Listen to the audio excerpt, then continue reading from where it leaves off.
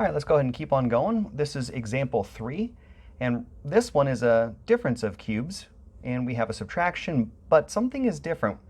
We always want to be looking for the GCF, the greatest common factor. And I notice that both of these numbers are even, so let's take out a 2. And the reason why I selected this one is it's common to just go ahead and see 8 and 64 and recognize that those are perfect cubes. But you actually have another GCF you can take out. You can take out an 8 from both the 8 and the 64, giving us x cubed minus 8. And so really we would want to have a 16 in front of whatever we're going to get with our formula that we're using with sum and difference of cubes. So let's do the cube root of x cubed will be a, which is x, and the cube root of 8 is 2 is b.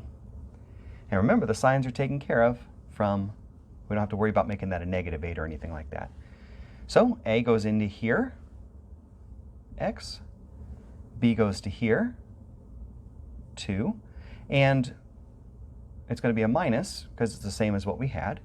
And then we go x multiplied by x, a squared is x multiplied by x, and then a multiplied by b, 2 multiplied by x is 2x, and last but not least, 2 multiplied by 2 is 4.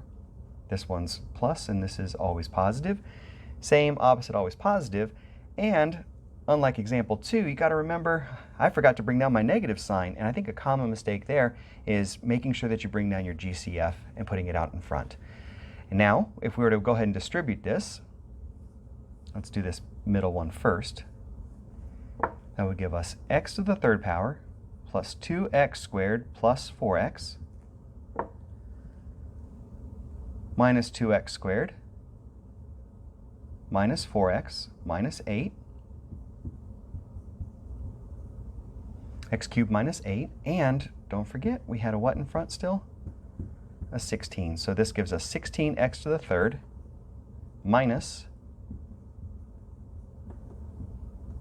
128, which is where we started. So this is the perfect factoring completely for the original question. All right, I'm going to show you one more thing here in the 4th video, and I hope that this has helped you with sum and difference of cubes.